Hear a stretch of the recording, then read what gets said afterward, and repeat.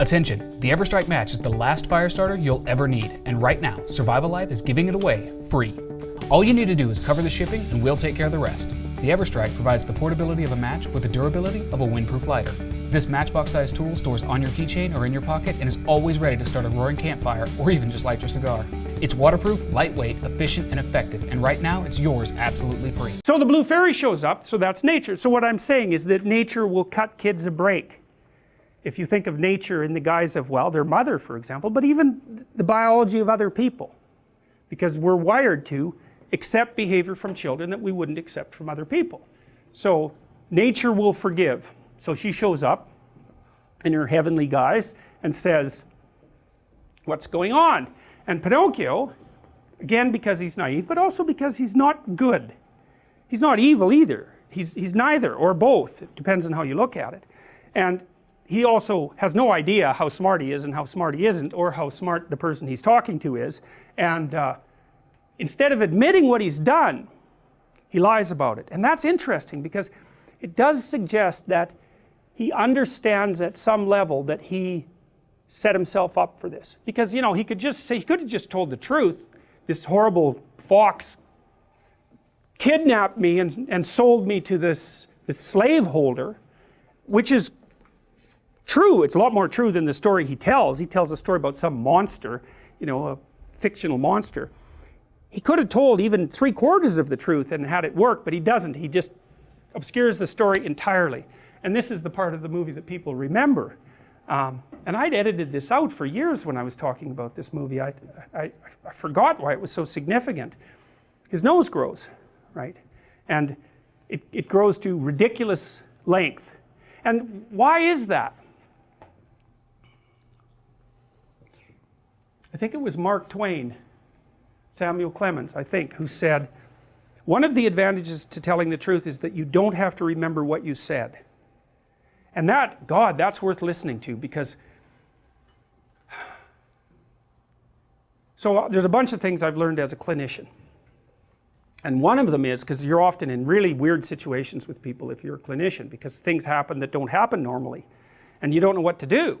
And so what I've learned is I just say what's happening, whatever it is, regardless of what it is. You know, I'll just try to describe it as accurately as I can and not worry about, in some sense, not worry about the consequences. You know, like I'm not going out of my way to cause trouble, but if you're in a really, and I'm telling you, this can save your life at times, especially if you're dealing with someone who's paranoid, who's really paranoid. You do not lie to someone who's paranoid and violent, because as soon as you lie, you're aligned with the forces that are persecuting them. And they're going to be, because paranoia makes people hypervigilant, like they're on amphetamines. In fact, you can make people paranoid by giving them enough amphetamines. And you can make paranoid people more paranoid by giving them amphetamines. So they're hypervigilant because they feel that everything is predatory and against them.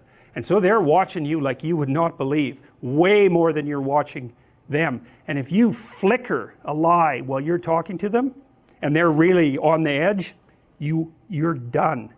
So it's one thing to really know. If you're ever in a really bad situation and you don't know what to do, you tell the truth minimally. You don't disclose too much. That's just another lie.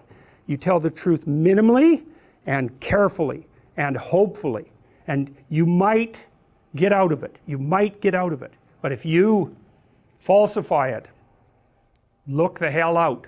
So the truth is a real mechanism of protection in dangerous situations. You know, so if someone's trying to intimidate you and you think they might get violent and they ask you if you're afraid, then you tell them that you're terrified and that you hope that things will go okay. Or you say, I'll give you an example. One time I was in an airport and we were in this lineup to fly back to Canada that said international flights, and so it was a long lineup, like 50 people, and I got about 3 from the front. There were still like 40 people behind me, and the guy behind the counter decided that he was just going to shut down the line and that we could all go to this other line, which was like 300 people long. And I suggested that he not do that because we'd been standing there for half an hour, and that he could just deal with the 20 of us that were left and like have a clue. And so he called the sheriff right away. And this was down in Florida, and it wasn't that long after 9/11. And so these guys came up and they were armed, and they came and said, looked at me, because of course he'd told them that I was causing trouble, which I wasn't. I was just trying to not let, what would you say, an arrogant bureaucratic scum rat take advantage of me.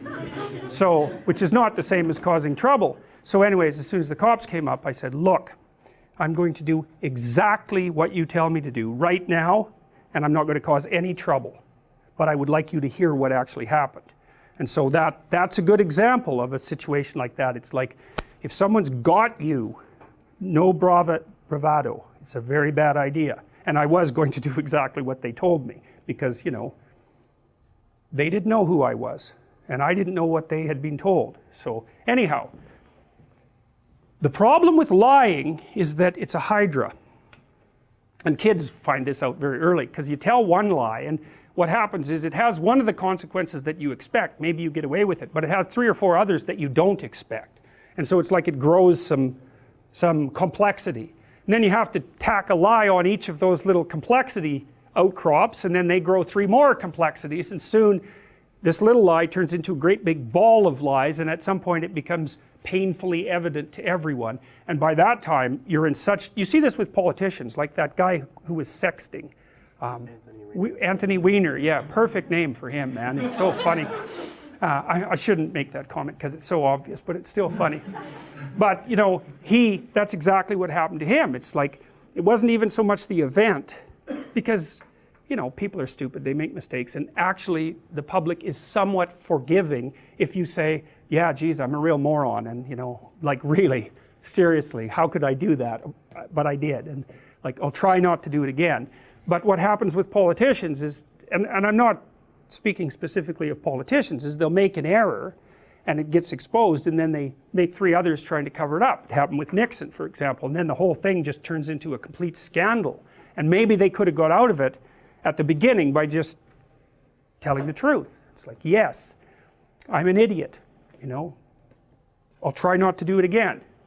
Well, that isn't what happens in this case, and Pinocchio grows this elaborate series of lies, and the fairy is willing to be a little generous to him because he's little and cute and he's still a puppet, and she tells him not to do that, and that she's going to give him a pass this time, but that she isn't going to be able to intervene on his behalf again.